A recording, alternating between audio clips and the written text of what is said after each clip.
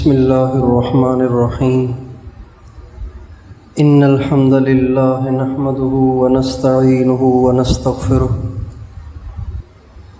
من يهده الله فلا مضل له ومن يضلل فلا هادي له واشهد ان لا اله الا الله وحده لا شريك له واشهد ان سيدنا ونبينا وحبيبنا وشفيعنا وقرة أعيننا محمدا عبده ورسوله صلی اللہ تبارک وتعالی علیہ وعلى آلہ وأصحابہ وأزواجہ وذریتہ وبارک وسلم تسلیما کثیرا اما بعد فاعوذ باللہ من الشیطان الرجیم بسم اللہ الرحمن الرحیم قل ان صلاتي ونسكي ومحياي ومماتي لله رب العالمين وقال تعالى لن ينال الله لحومها ولا دماؤها ولكن يناله التقوى منكم سبحان ربك رب العزة عما يصفون وسلام على المرسلين والحمد لله رب العالمين اللهم صل على سيدنا محمد وعلى آل سیدنا محمد وبارک وسلم۔ میرے محترم بھائی اور دوستو، اللہ تعالیٰ اپنے بندے سے یہ چاہتے ہیں کہ بندہ اللہ تعالیٰ سے اتنی محبت کرے، اتنی محبت کرے، اتنی محبت کرے کہ اس کی محبت میں ہر چیز کو اس کے نام پہ قربان کر دینا اس کے لیے آسان ہو جائے۔ اللہ تعالیٰ یہ اپنے بندے سے چاہتے ہیں۔ دین کے جتنے احکام ہیں، جتنے بھی احکام ہیں، ان سارے احکام کی بنیاد اصل میں محبت پر ہے۔ آپ دیکھیں، نماز ہم پڑھتے ہیں، ہماری نماز سے اللہ کو کیا فائدہ؟ کوئی فائدہ نہیں، لیکن یہ ایک اظہار محبت ہے کہ ہم اپنا ماتھا زمین پہ رکھ کر اپنے آپ کو گویا کسی پہ جان نثار کر دیتے ہیں، گویا کسی کے قدموں میں پڑھ کر اپنی عزت سے اور اپنی شان سے، اپنے نام سے، اپنے وجود سے گویا دستبردار ہو جاتے ہیں۔ میرے رب، میری کوئی شان نہیں، میرا کوئی رتبہ نہیں، میری کوئی عزت نہیں، میں تو تیرے سامنے اپنے ماتھے کو مٹی میں رکھ کر اس بات کا اقرار کرتا ہوں کہ بڑا تو ہے، میں کچھ نہیں ہوں۔ یہ نماز ہے۔ اسی طرح زکوٰۃ ہے، زکوٰۃ کا اللہ کو کوئی فائدہ نہیں، لیکن اللہ تعالیٰ چاہتے ہیں کہ میرا بندہ میرے نام پر اپنے کمائے ہوئے مال میں سے خرچ کرے، تاکہ پتہ تو چلے نا کہ مال سے زیادہ محبت ہے یا اللہ سے زیادہ ہے۔ یہی روزہ ہے، روزے سے بھی یہی چاہا جاتا ہے۔ اللہ تعالیٰ ہمیں روزے رکھواتا ہے، تو کیا ہمارے روزے رکھنے سے کیا اللہ کے خزانوں میں کچھ کمی آ گئی ہے کہ اللہ روزے رکھوا کے کہتا ہے ذرا تھوڑا سا ہاتھ ہلکا رکھو تاکہ میرے خزانے میں تھوڑا سا جمع ہو جائے، سارا سال کھاتے رہنا، اب تم سارا سال ہی کھاتے رہو گے تو میں کہاں سے لاؤں گا اتنا؟ یہ مطلب نہیں ہے۔ روزہ محبت کا اظہار ہے۔ جیسے ایک عاشق ہوتا ہے نا، عاشق کا کھانا چھوٹ جاتا ہے، عاشق سے کھانا نہیں کھایا جاتا، وہ اپنے محبوب کی یاد میں کھانے سے غافل ہو جاتا ہے، پینے سے غافل ہو جاتا ہے، خواہشات سے غافل ہو جاتا ہے۔ ہر آن ہر گھڑی اسے اپنے محبوب کی ایک دھن ہوتی ہے۔ یہی روزے دار سے چاہا جاتا ہے کہ کھانا پاس تو ہے لیکن کھاؤ نہیں، اللہ سے، اللہ کے حکم کی وجہ سے کھانے کو چھوڑ کر اللہ سے اپنی محبت کا اظہار کرو۔ اور یہ جو حج ہے، یہ تو ہے ہی سراسر محبت اور عشق اور دیوانگی کا اظہار۔ حاجی نے کیا کرنا ہوتا ہے؟ حاجی نے سب سے پہلے اپنے کپڑے اتار کر 2 چادریں اوڑھ کر اپنی شکل ملنگوں والی بنانی ہے، ملنگوں والی، کرتا بھی نہیں، شلوار بھی نہیں، ایک چادر اوپر ایک چادر نیچے، اور سر بھی ننگا، ناخن بڑھے ہوئے، بال بڑھے ہوئے، چہرہ میلا، صابن بھی لگانے کی اجازت نہیں ہے۔ اور جیسے عاشق سارا دن اپنے محبوب کے تذکرے کرتا ہے اور دیوانہ وار اپنے محبوب کو تلاش کرتا ہے، اس طرح حاجی 2 چادریں اوڑھ کر ملنگوں کی طرح سے سارا دن کہتا ہے لبیک اللہم لبیک لبیک لا شریک لک لبیک ان الحمد والنعمت لک والملک لا شریک لک۔ سارا دن حاجی کا یہ ترانہ ہوتا ہے، کیا؟ اے اللہ میں آ گیا ہوں تیرے در پہ، تو نے بلایا تھا نا مجھے، حاضر ہوں، لبیک میں بار بار حاضر ہوں، اے اللہ ساری نعمتیں تیری، ساری تعریفیں تیری، تیرا کوئی شریک نہیں، میں تیرے در کا بھکاری، میں تیرے در کا فقیر ہوں، تیرے در پہ حاضر ہوں، بتا تجھے مجھ سے کیا تقاضا ہے، تو جو تقاضا کرے گا تیرا بندہ تیرے اس تقاضے کو اپنا سب کچھ قربان کر کے بھی پورا کرے گا۔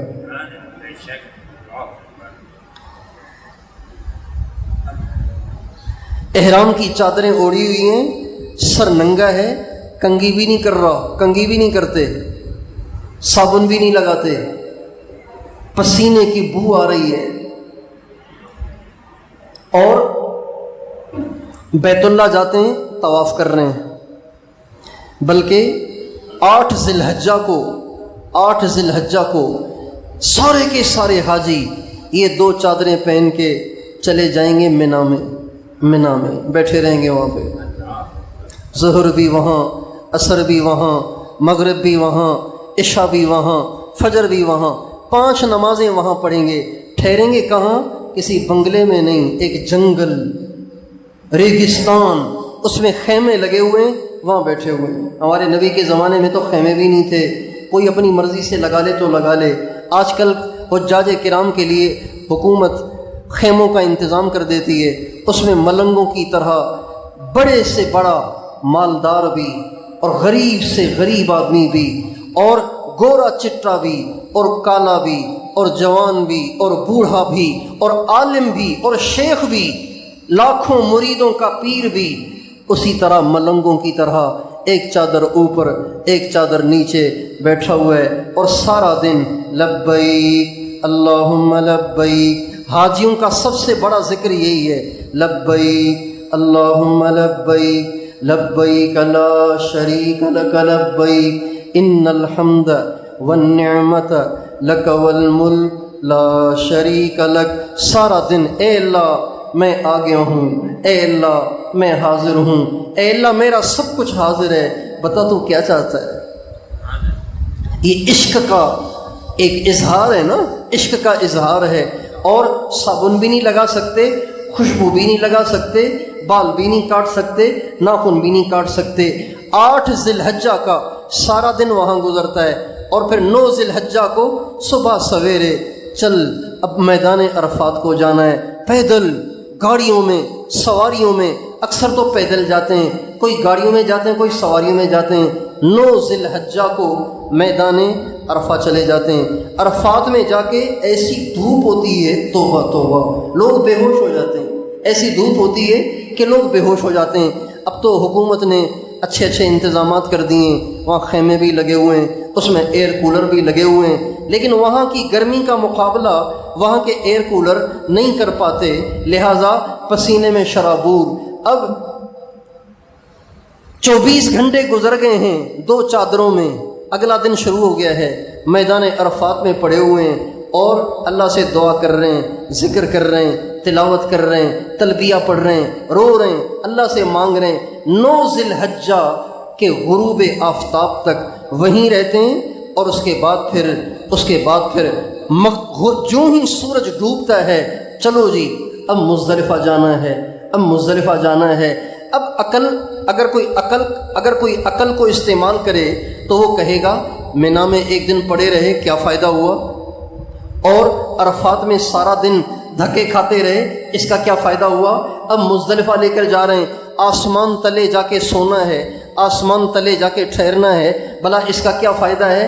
اب یہاں سے جو حاجی چلے گا غروب آفتاب کے بعد فوراً مغرب نہیں پڑے گا، یہاں سے مزدلفہ کو چلے گا، چلتا رہے گا چلتا رہے گا چلتا رہے گا چلتا رہے گا، جب مزدلفہ پہنچے گا تو مغرب کا ٹائم نکل چکا ہوگا، عشاء کا ٹائم داخل ہو چکا ہوگا، اور عشاء بھی تاخیر سے اب مغرب بھی پڑے گا عشاء بھی پڑے گا کٹھے، اور وہیں آسمان تلے مٹی میں آرام کرے گا، نہ کوئی اس کے پاس تکیہ ہوگا، نہ کوئی اس کے پاس چادر ہوگی، نہ اس کے پاس کوئی قالین ہوگا، نہ اس کے پاس کوئی گدا ہوگا، ہے عاشقوں جیسی شکل کے نہیں، عاشقوں والا انداز ہے کہ نہیں، آسمان تلے پڑا ہوا ہے، ایک چادر اوپر ایک چادر نیچے، نہ کوئی تکیہ ہے نہ کوئی قالین ہے نہ کوئی سہولت کا سامان ہے، ملنگوں کی طرح مٹی میں پڑا ہوا ہے، اپنے عمل سے اظہار کر رہا ہے میرے رب میں تیرا ملنگ ہوں، میں تیرا عاشق ہوں، میں تیرا عاشق ہوں، تیری محبت میں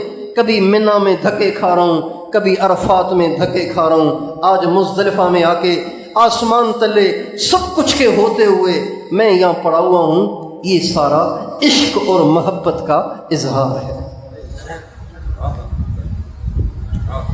جو ہی صبح ہو جاتی ہے ساری رات آپ نے مزدلفہ میں آرام کرنا ہے، اور اس کے بعد پھر اور نیند ہی نہیں آتی۔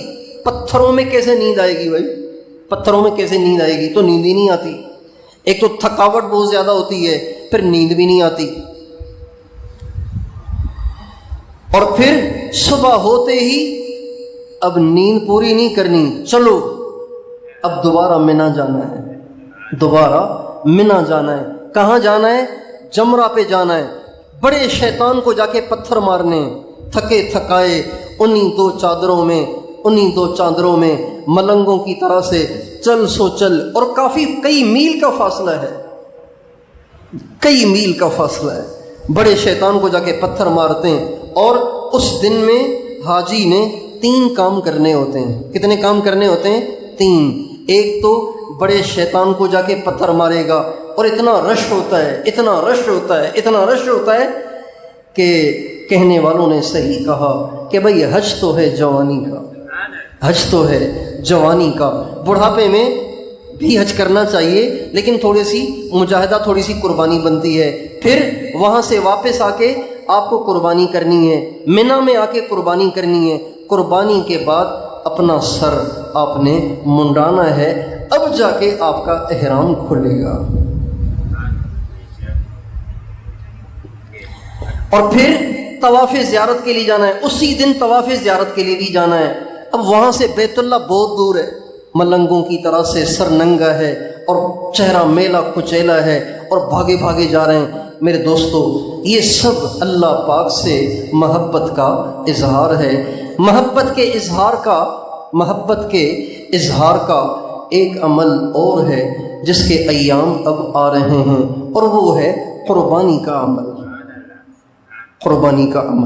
یہ جو قربانی ہے، یہ قربانی بھی اللہ سے محبت کا ایک اظہار ہے، اللہ سے محبت کا ایک اظہار ہے، ایک محبت کا اظہار ہے۔ آج کل یہ جو ہماری قربانی ہے، یہ بھی ایک رسم بن گئی ہے، اور اس میں وہ روح نہیں رہی جو قربانی سے مقصود ہے، لیکن بہرحال قربانی کرنے سے فریضہ تو ادا ہو ہی جاتا ہے، واجب تو ادا ہو ہی جاتا ہے۔ ضرورت ہے کہ اس میں روح ڈالی جائے، اور اس کا جو مقصد ہے اس کو سامنے رکھا جائے۔ قربانی کا مقصد کیا ہے؟ قربانی کیوں کرائی جاتی ہے؟ اتنے سارے دمبے، اتنی ساری بکریاں، اتنے سارے بکرے، اتنی ساری گائیں اور بھینسیں، اور اتنے سارے اونٹ جو ذبح ہوتے ہیں، آخر اس کا مقصد کیا ہے؟ اس کا مقصد یہ نہیں ہے کہ جو سارا سال گوشت نہیں کھاتے، چلو جی ان کے لیے گوشت کا انتظام کرو۔ اس کا مقصد یہ نہیں ہے، یہ بھی اس کا فائدہ ہے، لیکن مقصد اس کا یہ نہیں ہے۔ اس کا مقصد کیا ہے؟ اس کا مقصد یہ ہے کہ آج سے 4000 سال پہلے اللہ کے ایک عاشق نے اللہ کے ایک عاشق نے اللہ سے عشق کیا تھا، اللہ سے عشق کیا تھا، اللہ سے محبت کی تھی، اور اللہ تعالیٰ کا یہ نظام ہے، اللہ تعالیٰ کی یہ سنت مستمرہ دائمہ ہے کہ جو اللہ سے محبت کا دعویٰ کرے اللہ اسے آزماتا ضرور ہے، اللہ اسے آزماتا ضرور ہے۔ حضرت بلال نے عشق کا دعویٰ کیا، آزمائش آئی کہ نہیں آئی؟ حضرت خباب نے عشق کا دعویٰ کیا، آزمائش آئی کہ نہیں آئی؟ حضرت صدیق اکبر نے عشق کا دعویٰ کیا، آزمائش آئی کہ نہیں آئی؟ حضرت عمر نے عشق کا دعویٰ کیا، آزمائش آئی کہ نہیں آئی؟ حضرت عثمان نے عشق کا دعویٰ کیا، ان پہ بھی آزمائش آئی۔ حضرت علی نے عشق کا دعویٰ کیا، ان پہ بھی آزمائش آئی۔ امام حسین نے عشق کا دعویٰ کیا، آزمائش آئی کہ نہیں آئی؟ جو عشق کا دعویٰ کرتا ہے اللہ اسے دلیل مانگتا ہے، چنانچہ اللہ تعالیٰ فرماتے ہیں وَلَنَبْلُوَنَّكُمْ بِشَيْءٍ مِّنَ الْخَوْفِ وَالْجُوعِ وَنَقْصٍ مِّنَ الْأَمْوَالِ وَالْأَنفُسِ وَالثَّمَرَاتِ وَبَشِّرِ الصَّابِرِينَ الَّذِينَ إِذَا أَصَابَتْهُم مُّصِيبَةٌ قَالُوا إِنَّا لِلَّهِ وَإِنَّا إِلَيْهِ رَاجِعُونَ۔ اللہ تعالیٰ فرماتے ہیں یہ نہیں ہو سکتا کہ ہم چیک نہ کریں، ہم ضرور چیک کرتے ہیں، کبھی جان کا نقصان، کبھی مال کا نقصان، کبھی پھلوں کا نقصان، کبھی کاروبار کا نقصان، کسی نہ کسی ذریعے سے ہم اپنے بندوں کو آزماتے ہیں۔ چنانچہ آج سے 4000 برس پہلے اللہ کے ایک بندے نے اللہ سے عشق کا دعویٰ کیا، اللہ سے عہد و پیمان کیا کہ اے اللہ میں تیرے نام پہ سب کچھ لٹانے کے لیے تیار ہوں، تیرے نام پہ سب کچھ لٹانے کے لیے تیار ہوں۔ یہ عشق کا عہد و پیمان ہے اور یہ عشق کا گویا دعویٰ ہے۔ اللہ تعالیٰ نے اپنے اس بندے کو جن کا نام ابراہیم ہے، جن کا لقب خلیل اللہ ہے، اللہ تعالیٰ نے اپنے اس بندے کو آزمائش میں ڈالا، مختلف آزمائشوں میں ڈالا۔ ایک آزمائش اللہ تعالیٰ نے، سب سے بڑی آزمائش اللہ تعالیٰ نے یہ ڈالی کہ ان کو بڑھاپے تک بیٹا نہیں ہو رہا تھا، اولاد نہیں ہو رہی تھی۔ اللہ تعالیٰ نے ان کو بڑھاپے میں بیٹا عطا فرمایا۔ جب بیٹا ہو چکا ابھی وہ دودھ پی رہا تھا تو اللہ تعالیٰ نے فرمایا جس بیوی سے بیٹا ہوا ہے اس بیوی کو بھی اٹھاؤ اور اس بچے کو بھی اٹھاؤ اور چلتے رہو، جہاں جبریل کہے گا وہاں جا کے چھوڑ کے آؤ۔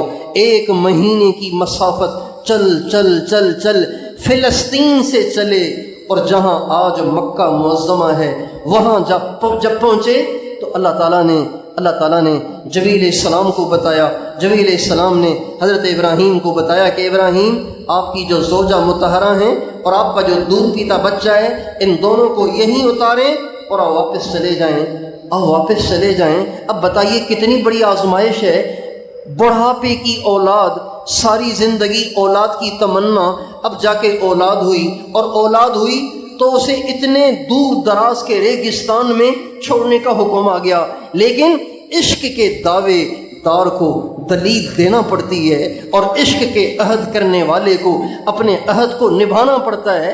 چنانچہ حضرت ابراہیم علیہ السلام نے اللہ کی ہاں میں ہاں کر دی اور کہا اے اللہ تو نے کہا ہاجرہ کو چھوڑ دو، ہم ہاجرہ کو بھی یہاں چھوڑ رہے ہیں، تو نے کہا اسماعیل کو چھوڑ دو، ہم اس کو بھی یہاں چھوڑ رہے ہیں، ان کو چھوڑ کے خود فلسطین چلے گئے۔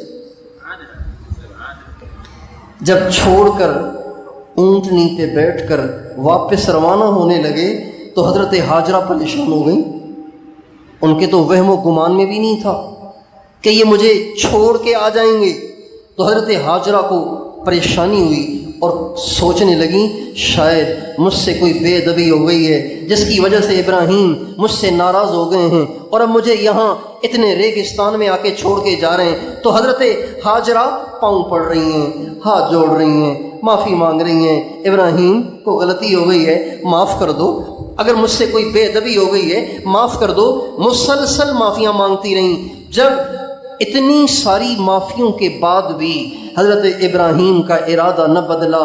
اچھا ابراہیم علیہ السلام کو بولنے کی بھی اجازت نہیں تھی، کتنی زبردست آزمائش تھی، بولنے کی بھی اجازت نہیں تھی۔ اگر بولتے تو 1 گھنٹہ بٹھا کے اپنی اہلیہ محترمہ کو ترغیب دیتے کہ دیکھو بیگم، اللہ کے لیے جدائی برداشت کرو، بچہ بھی جدائی برداشت کرے گا، اس پہ ہمیں جنت ملے گی، یہ انعام ملے گا، یہ انعام ملے گا، یہ انعام ملے گا۔ اتنی ساری باتیں کرنے کے بعد حضرت ہاجرہ کو تسلی ہو ہی جاتی، لیکن اللہ اپنے عاشق کو آزما رہا ہے، اللہ اپنے عاشق کو آزما رہا ہے، چنانچہ کہہ رہا ہے بولنا بھی نہیں، خاموشی کے ساتھ چھوڑ کے واپس آ جاؤ۔ جب حضرت ہاجرہ معافیاں مانگ مانگ کے تھک گئیں اور حضرت ابراہیم کا ارادہ تبدیل نہ ہوا تو کہنے لگیں ابراہیم کہیں اللہ نے تو نہیں کہا اللہ امرک، کیا اللہ نے تو نہیں کہا کہ مجھے یہاں چھوڑ کے جاؤ؟ تو حضرت ابراہیم کہنے لگے، حضرت ابراہیم اپنا سر ہلا کے کہنے لگے ہاں ہاں مجھے اللہ نے تجھے یہاں چھوڑنے کا کہا ہے۔ تو ہائے قربان جائیں حضرت ہاجرہ کے جذبے پہ، فرمانے لگیں اذن لا یضیعن اللہ، ابراہیم بس آپ بے فکر ہو کے چلے جائیں، جس کے حکم سے چھوڑ کے جا رہے ہیں وہ ہمیں ضائع نہیں کرے گا۔ اذن لا یضیعن اللہ، اگر اللہ نے کہا ہے تو وہ اللہ ہمیں ضائع نہیں کرے گا۔ چنانچہ ابراہیم علیہ السلام چھوڑ کے آ گئے۔ کئی سال کے بعد، کئی برس کے بعد، فلما بلغ معه السعي قال يا بني اني ارى في المنام، فلما بلغ معه السعي، جب حضرت اسماعیل علیہ السلام کی عمر اتنی ہو گئی کہ وہ دوڑنے لگ گئے۔ تو کتنی عمر کا بچہ دوڑ لیتا ہے؟ 4 سال کا، 4 سال کا، 3.5 سال کا، 5 سال کا، اس عمر کا بچہ دوڑ لیتا ہے۔ اللہ فرماتے ہیں جب اسماعیل دوڑنے لگا، اور اسماعیل دوڑنے لگا، اور وہ تھا مکے کے کالے پہاڑوں کے بیچ میں، مکے کے ریگستان میں، جہاں بھی شہر آباد نہیں ہوا تھا، ریگستان تھا، اور وہاں ریت کے ٹیلے تھے اور کالے پہاڑ تھے۔ اور ابراہیم علیہ السلام فلسطین میں، جو دنیا ہی میں جنت ہے، ہر طرف باغات، ہر طرف کھیت، ہر طرف چشمے، ہر طرف آبشار اور پہاڑیاں، خوبصورت علاقہ۔ ابراہیم علیہ السلام سے اللہ نے فرمایا تیرا بچہ اب دوڑنے لگ گیا ہے، اب جاؤ جا کے مل کے بھی آؤ، لیکن صرف مل کے نہ آؤ بلکہ اپنے ہاتھ سے اس کے گلے پہ چھری بھی پھیر دو۔ اللہ اکبر، اتنی بڑی آزمائش، اتنی بڑی آزمائش۔ ابراہیم علیہ السلام، آپ اندازہ لگائیے ایک باپ کتنے عرصے کے بعد اپنے بچے کو دیکھنے جا رہا ہے، فلسطین سے چل رہے ہیں اور مکہ معظمہ 1 مہینے کی مسافت ہے، اب جا تو رہے ہیں تو جہاں ملاقات کی خوشی ہوگی وہاں اس بات کا غم اندر سے کاٹ بھی تو رہا ہوگا نا کہ بچے کے گلے پہ چھری پھیرنے جا رہا ہوں، بچے کے گلے پہ چھری پھیرنے جا رہا ہوں۔ تو کتابوں میں نہیں لکھا ہوا، لیکن ایک باپ ہونے کی حیثیت سے ہر ایک اندازہ لگا سکتا ہے کہ ایک باپ کو جب اس کے بیٹے کو ذبح کرنے کا حکم دیا جائے اور وہ باپ جا رہا ہو بیٹے کی طرف، تو وہ کن بوجھل قدموں کے ساتھ چلتا ہے، کیسے اپنے جگر کو اپنے کاٹ کے جا رہا ہوتا ہے، اور کتنے اس کے ارمان اس وقت ذبح ہو رہے ہوتے ہیں۔ ابراہیم علیہ السلام اتنا لمبا اس ٹینشن، اس پریشانی میں طے کرتے ہوئے جا رہے ہیں۔ مکہ معظمہ کی طرف گئے تو بیوی کی تو عید ہو گئی، اسماعیل کی تو عید ہو گئی، ارے میرے خاوند آ گئے، ابراہیم آ گئے، حضرت اسماعیل میرے ابا آ گئے۔ تو حضرت ابراہیم علیہ السلام بیٹھے، بات چیت ہوئی، کھایا پیا ہوگا، تھوڑی سی بات چیت ہوئی ہوگی۔ جب ریلیکس ہو گئے تو اپنی اہلیہ سے فرمانے لگے بیگم اسماعیل کو تیار کرو، میں اپنے دوست سے اس کو ملوانا چاہتا ہوں، میں اس کو اپنے دوست سے ملوانا چاہتا ہوں۔ حضرت ہاجرہ نے اپنے چھوٹے بچے کو کس لاڈ کے ساتھ، کن جذبات کے ساتھ، کن ارمانوں کے ساتھ اور کس خوشی کے ساتھ تیار کیا ہوگا، یہ ایک ماں سمجھ سکتی ہے۔ جس ماں کا خاوند برسوں سے بچھڑا ہوا ہو اور آج اس کے بچے کو اپنے باپ کا سایہ ملا ہو، اور آج اس کا باپ اس کی انگلی میں انگلی ڈال کے اس کو گھمانے لے کر جا رہا ہو، تو کس خوشی کے ساتھ کپڑے بدلے ہوں گے، اس کو نہلایا ہوگا، تیار کیا ہوگا۔ حضرت اسماعیل علیہ السلام کو بہرحال بچہ جب تیار ہو گیا، نہا دھو کے تیار ہو گیا، اب حضرت ابراہیم علیہ السلام کی انگلی میں انگلی دے کر جا رہا ہے، چلتے چلتے چلتے چلتے ایسی جگہ پہنچے جہاں کوئی آبادی نہیں تھی، تنہائی تھی۔ وہاں تنہائی میں اپنے بچے کو بٹھایا اور بچے کو بٹھا کے فرمانے لگے، یا بنی یا بنی انی ارا فی المنام انی اذبحک فانظر ماذا تری۔ میرے بچے، حضرت ابراہیم علیہ السلام کا لہجہ بہت شفقت بھرا ہے، بہت محبت بھرا ہے، یعنی اپنے بیٹے کو حکم نہیں دے رہے، پیار سے اس کا دل لے رہے ہیں۔ تبلیغ والے کہتے ہیں نا، پہلے دل لو پھر دن لو۔ حضرت ابراہیم علیہ السلام حضرت اسماعیل سے کہہ رہے ہیں، یا بنی، میرے چھوٹے چھوٹے بچے، انی ارا فی المنام انی اذبحک فانظر ماذا تری۔ میرے بچے، میرے اللہ نے مجھے کہا ہے تجھے ذبح کر دوں، تو ذرا سوچ کے جواب دینا کیا کرنا چاہیے۔ فانظر، سوچ کے بتانا، جذبات کا فیصلہ نہ کرنا، سوچ کے بتانا کہ کیا کرنا چاہیے۔ اب ہونا کیا چاہیے کہ بیٹے کو ایک دم خاموش ہو جانا چاہیے، بیٹے پہ سناٹا طاری ہو جانا چاہیے، اس لیے کہ باپ نے کہا ہے فانظر، غور کر کو، اچھی طرح سوچ سمجھ کے جواب دو۔ لیکن بجائے اس کے کہ بیٹا سوچنے کی وجہ سے تاخیر کرتا، بچہ خاموش ہو جاتا، بچہ رونا شروع کر دیتا، چیخنا چلانا شروع کر دیتا، اور وہاں سے دوڑ لگاتا اپنی امی کی طرف، اور امی امی کہہ کے گھر کی طرف بھاگتا۔ امی، کس ظالم باپ کی طرف کے ساتھ بھیج دیا ہے آپ نے مجھے، اس نے تو آپ کو کہا کہ گھمانے لے کر جا رہا ہوں، یہ تو ذبح کرنے کی باتیں کر رہا ہے، مجھے نہیں چاہیے ایسا باپ، میں نہیں جاتا ایسے باپ کے ساتھ۔ حضرت اسماعیل، بچے تو ایسے ہی کرتے ہیں نا، بچوں کو تو یوں ہی کرنا چاہیے۔ اسماعیل علیہ السلام نے بڑے وقار کے ساتھ، بڑے سکون کے ساتھ، بغیر تاخیر کیے اور بغیر غصے والا لہجہ بنائے، بغیر خوف اور دہشت کو اپنے اوپر طاری کیے، بڑے وقار اور سکون کے ساتھ حضرت ابراہیم علیہ السلام سے کہا، یا ابتی، یا ابتی۔ یہ یا ابت بتا رہا ہے کہ ابراہیم علیہ السلام پر، اسماعیل علیہ السلام پہ ڈر نہیں ہے، دہشت نہیں ہے، خوف نہیں ہے، وہ گھبرایا ہوا نہیں ہے، بلکہ بڑی بشاشت کے ساتھ اپنے باپ کے ادب اور آداب کی رعایت کرتے ہوئے پورے آداب کے ساتھ کہہ رہا ہے، یا ابتی، اے میرے ابو جان، اے میرے ابو جان، یا ابتی افعل ما تؤمر ستجدنی انشاء اللہ من الصابرین۔ ابو جان، اللہ نے جو کہا ہے آپ مجھ سے نہ پوچھیں، اسے کر گزریں۔ افعل، کر گزریے، آپ مجھ سے نہ پوچھیں، اتنی دیر نہ کریں، اللہ کا حکم آ جائے تو پھر دیر نہیں کرنی چاہیے۔ افعل ما تؤمر ستجدنی انشاء اللہ من الصابرین۔ ابو، جب آپ مجھے ذبح کریں گے نا تو آپ دیکھیں گے کہ آپ کا بیٹا آپ کو صبر کر کے دکھائے گا، آپ دیکھیں گے، ستجدنی، آپ دیکھیں گے کہ آپ کا بیٹا صبر کر کے دکھائے گا۔ اور عجیب بات یہ کہ حضرت اسماعیل نے دعویٰ بھی نہیں کیا اور اپنے صبر کی ضمانت دینے کے ساتھ ساتھ یہ بھی کہا، انشاءاللہ ابو میرا دعویٰ نہیں ہے، لیکن اللہ نے چاہا تو میں دکھاؤں گا کہ آپ کا بیٹا کیسے صبر کرتا ہے۔ کیسی تربیت ہے اس چھوٹے سے بچے کی۔ یہ واقعہ آج کی ماؤں کے لیے لمحے فکریہ ہے۔ حضرت اسماعیل نے باپ کے ساتھ تو ٹائم نہیں گزارا نا، ماں کے ساتھ وقت گزارا ہے۔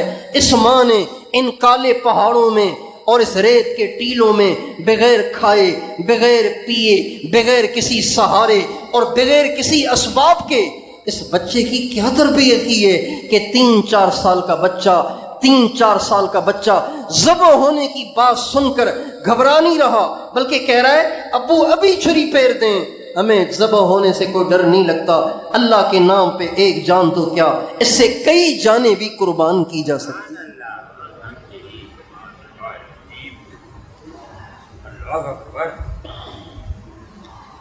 یا ابت افعل ما تؤمر ستجدنی انشاء اللہ من الصابرین۔ ابو آپ ذبح کر کے تو دیکھیں نا، اللہ نے چاہا تو آپ کا بیٹا صبر کرے گا۔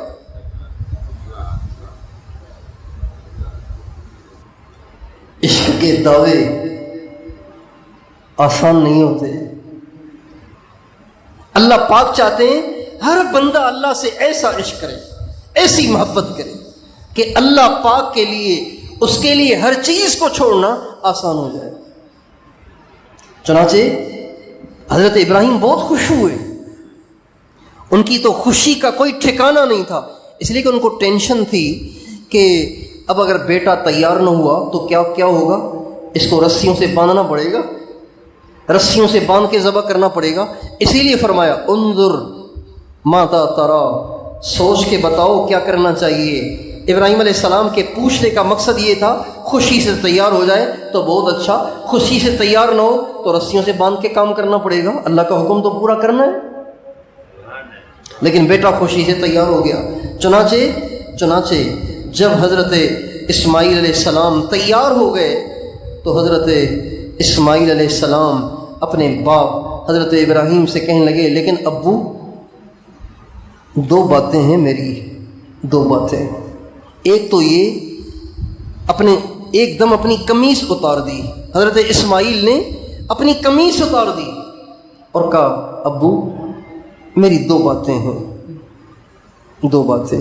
ایک یہ کہ یہ میں نے کرتا اتارا ہے، یہ آپ میری امی کو دے دینا، اس کو جب کبھی میری یاد آئے گی میرا پہنا ہوا کرتا دیکھ کر، جس میں میری خوشبو ہوگی، میرا کرتا سون کے مجھے، میرا کرتا دیکھ کے مجھے یاد کر لیا کرے۔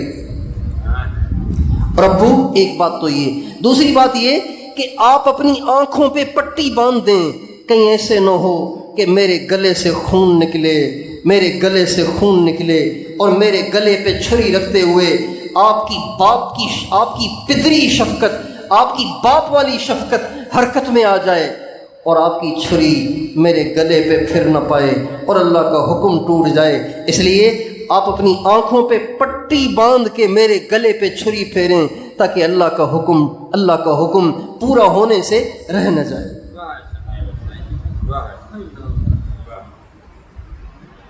اب آپ سوچیں وہ کیا منظر ہوگا جب حضرت ابراہیم نے اپنے سگے بیٹے کو لٹایا ہے، سگے بیٹے کو زمین پہ لٹا دیا اور الٹا لٹایا اور الٹا لٹا کے ان کی کمر پہ اپنا گھٹنا رکھا، ان کے ماتھے پیشانی کے بالوں سے پکڑ کر ان کے سر کو اوپر اٹھایا اور گلے اور چھری اٹھا کے ان کے گلے پہ رکھنے لگے۔ یہ وہ منظر تھا جس منظر کو دیکھ کر آسمان کے فرشتے بھی رونے لگے۔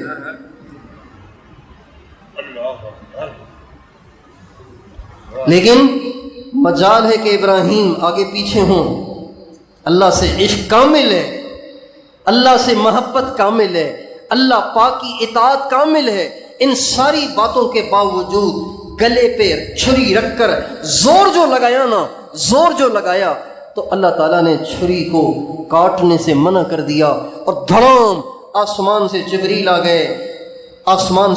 آ گئے وَنَادَيْنَاهُ أَن يَا إِبْرَاهِيمُ قَدْ صَدَّقْتَ الرُّؤْيَا إِنَّا كَذَلِكَ نَجْزِي الْمُحْسِنِينَ۔ جب ابراہیم نے چھری لے کر ان کے گلے پہ رکھ کر زور لگایا تو ہم نے آسمان سے پکارا ابراہیم بس تمہیں آزمانا تھا، تم بھی پاس، تمہارا بیٹا بھی پاس۔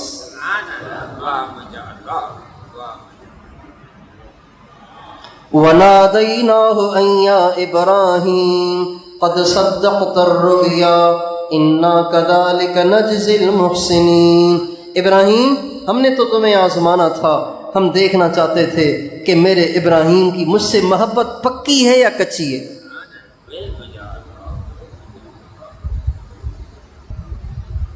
اللہ نے اسماعیل علیہ السلام کو بچا لیا۔ اس لیے کہتے ہیں اللہ قربانی مانگتے نہیں ہیں، اللہ قربانی لیتے نہیں ہیں، مانگتے ہیں۔ یہ ایک واقعہ ہے جس میں اللہ سے کمال عشق کا اظہار ہے، اللہ پاک سے کمال عشق کا اظہار ہے۔ اس واقعے میں اللہ پاک سے کمال محبت، کمال عشق کا اظہار ہے۔ اس عشق کے اظہار کی نقل اللہ تعالیٰ ہر بندے سے کروانا چاہتا ہے۔ اللہ تعالیٰ اس ایک عاشق کے عشق کے اظہار کے اس واقعے کی نقل کے طور پر اللہ ہر بندے سے کروانا چاہتا ہے۔ یہ مقصد ہے قربانی کا کہ ایک عاشق کی نقل کرو، عاشق کی نقل کرو۔ ہونا تو یہ چاہیے تھا کہ اللہ تعالیٰ ہم سب کو بھی اپنا بیٹا ذبح کرنے کا حکم دے دیتا، بیٹا ذبح کرنے کا حکم دیتا تو ہم سارے ہی فیل ہو جاتے، سارے ہی فیل ہو جاتے۔ کوئی امام حسین جیسا پاس ہوتا، ہم تو سارے ہی فیل ہو جاتے۔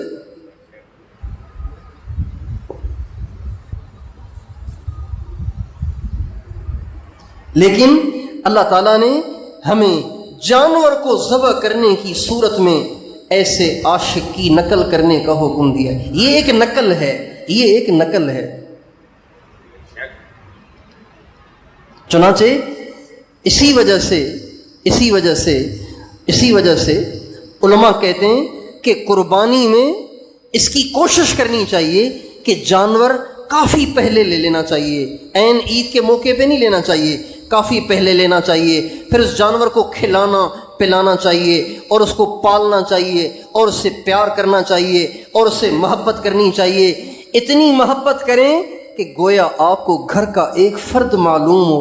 جب وہ آپ کے گھر کا ایک فرد بن کر چلنے لگے، اب آپ اس کو لٹا کے اس کے گلے پہ چھری پھیر کے اللہ کے سامنے ثبوت پیش کریں، اے اللہ ابراہیم کو بھی تجھ سے محبت کا دعویٰ تھا، ابراہیم نے بھی تجھ سے محبت کا، تجھ سے عشق کا ثبوت دیا تھا، اللہ میں ویسا تو نہیں ہوں لیکن ہلکے پھلکے جانور کو ذبح کر کے تجھ سے محبت کا ثبوت میں بھی دے رہا ہوں۔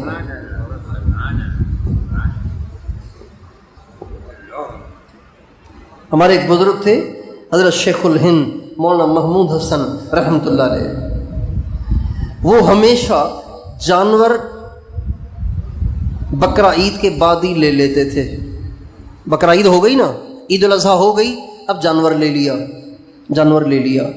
اب بقرہ عید کے بعد سے لے کر یعنی ذی الحجہ کے مہینے میں ہی جانور لے لیتے تھے، ذی الحجہ سے لے کے اگلی 10 ذی الحجہ تک اس کو پالتے تھے، پوستے تھے، کھلاتے تھے، پلاتے تھے، اتنا پیار کرتے تھے کہ جب حدیث پڑھانے کے لیے سبق میں آتے تھے تو اس بکرے کو ساتھ لے کے آتے تھے، ایسے جیسے بچہ، ایسے جیسے کوئی ملازم ہو، ایسے جیسے کوئی خادم ہو، ہر وقت ساتھ رکھتے تھے، اتنا پیار کرتے تھے اس سے۔ یہ مستحب ہے کہ جانور کو کھلا پلا کے پال پوس کے اس کو گویا اپنا گھر کا ایک فرد بنا دیا جائے۔ جب اس سے اس درجے کی محبت، اب 1 سال جس کو کھلایا ہو پلایا ہو، گھر میں رکھا ہو، مدرسے جا رہے ہیں تو ساتھ ساتھ جا رہا ہے، حدیث کا سبق پڑھانے جا رہے ہیں تو بکرا ساتھ ساتھ جا رہا ہے، اور دارالحدیث کے باہر بکرا کھڑا ہو جاتا، حضرت جا کے سبق پڑھاتے، سبق پڑھا کے باہر نکلتے، پھر بکرا ساتھ ساتھ۔ چنانچہ جب بقرہ عید کا موقع آتا تو حضرت اپنے ہاتھ سے اس کو لٹاتے، اور جب اس کی گردن کو پکڑ کر اور اپنی چھری کو تیز کر کے کھڑے ہوتے تھے تو ہمیشہ کا معمول تھا کہ ٹپ ٹپ آنکھوں سے آنسو گر رہے ہوتے تھے، گویا وہ منظر بن رہا ہوتا تھا جو حضرت ابراہیم علیہ السلام کا بنا تھا۔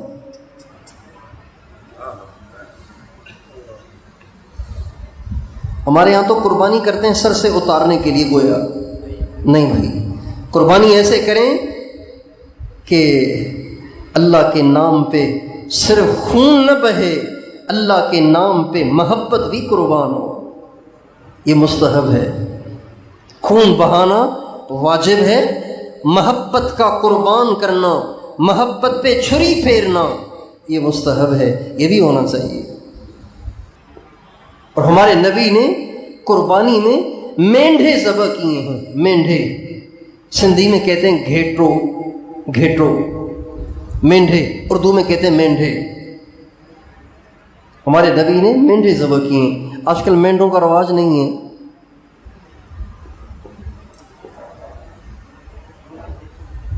اور ہمارے نبی جب بھی قربانی کرتے تھے تو ایک مینڈھا اپنی طرف سے کرتے تھے اور ایک مینڈھا اپنی امت کی طرف سے کرتے تھے۔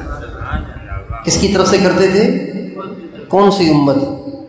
صحابہ، اہل بیت، آپ یہ جتنے آپ بیٹھے ہیں نا، آپ سب، میں، میری ماں، میرا باپ، میرے بچے، میرے نواسے اور میرا سارا گھر، سارا خاندان، ساری دنیا میں جتنے مسلمان تھے، ہیں اور ہوں گے، ان سب کی طرف سے حضور ایک قربانی کیا کرتے تھے۔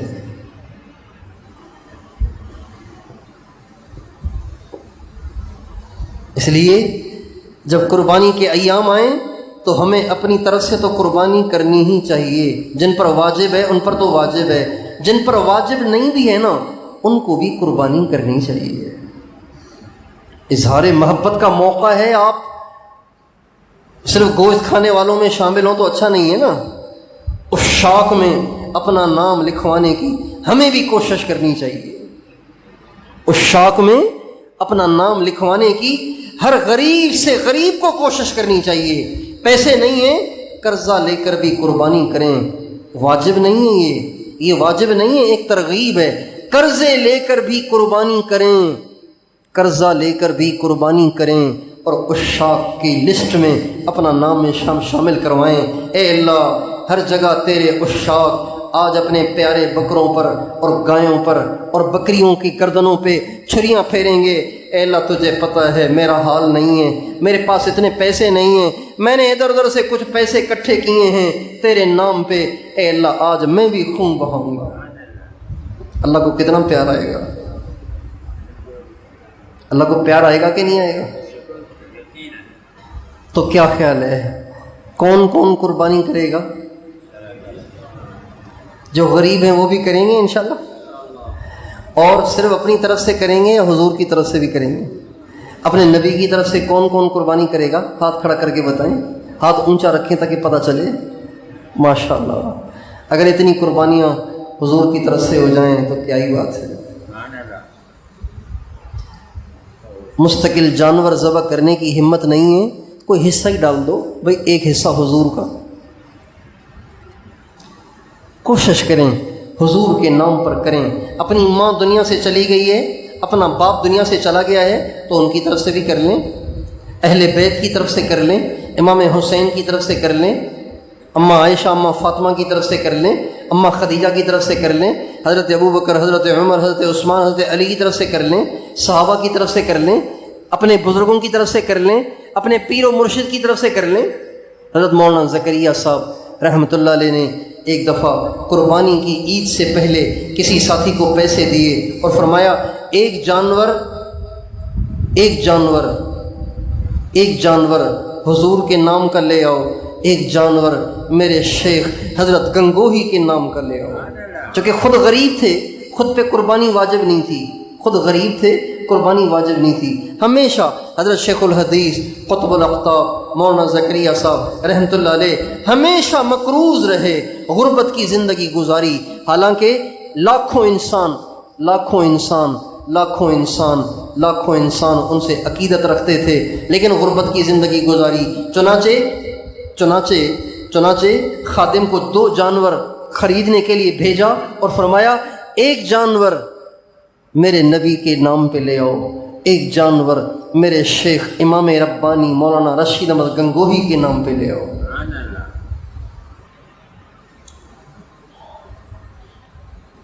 آج مجھے مکہ معظمہ سے ایک ساتھی نے فون کیا تو کہا کہ اگر آپ اجازت دیں تو آپ کے نام پہ میں قربانی کر لوں۔ میں نے کہا یار مہربانی ہوگی، آپ بے شک کر لیں۔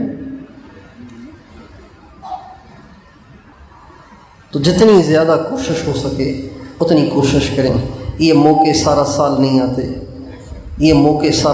آتے، اپنی طرف سے کر سکتے ہیں، اپنی طرف سے واجب ہے تو ضرور کریں، اور اللہ تعالیٰ توفیق دے تو ایک قربانی سرکار دو عالم صلی اللہ علیہ وسلم کی طرف سے کر لیں، اور ایک قربانی دوسرے حضرات کی طرف سے کر لیں جس میں آپ کے ماں باپ بھی ہوں، بے شک اپنے شیخ ہوں اور اپنے سلسلے کے سارے مشائخ ہوں، صحابہ اہل بیت ہوں۔ اور ایک قربانی میں ساری نیتیں بھی کر سکتے ہیں۔ اپنی قربانی جو اپنی واجب قربانی ہے اس میں تو کسی اور کی نیت نہیں کر سکتے، وہ تو آپ ہی کی طرف سے ہوگی اگر آپ پہ قربانی واجب ہے تو۔ اللہ تعالیٰ مجھے اور آپ کو سچے عاشق کی نقل کرنے کی توفیق عطا فرمائے۔ حضرت ابراہیم علیہ السلام سچے عاشق ہیں، ان کی ہم نقل کریں گے تو نقل کرنے والے بھی اللہ کے ہاں پاس ہو جاتے ہیں۔ دنیا میں نقل کرنے والے فیل ہو جاتے ہیں، لیکن اللہ کے ہاں نقل کرنے والے پاس ہو جاتے ہیں۔ جو نبیوں کی نقل کرتے ہیں، اہل بیت کی نقل کرتے ہیں، صحابہ کی نقل کرتے ہیں، اللہ پاک قیامت کے دن ان کو بھی انبیاء، اہل بیت اور صحابہ کے ساتھ اٹھائے گا۔ ہمارے نبی کا ارشاد ہے، من تشبہ بقوم فہو منہم، جو جن جیسا بننے کی کوشش کرے گا وہ قیامت کے دن ان کے ساتھ اٹھایا جائے گا۔ تو کیا خیال ہے، کوشش کریں گے انشاءاللہ۔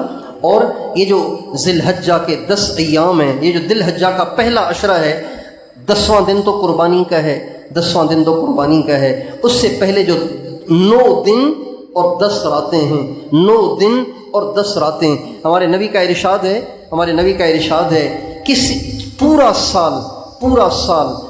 سال کبھی بھی اللہ کسی نیکی سے اتنے خوش نہیں ہوتے جتنا اللہ اس نیکی سے خوش ہوتے ہیں جو ان ایام میں کی جاتی ہے۔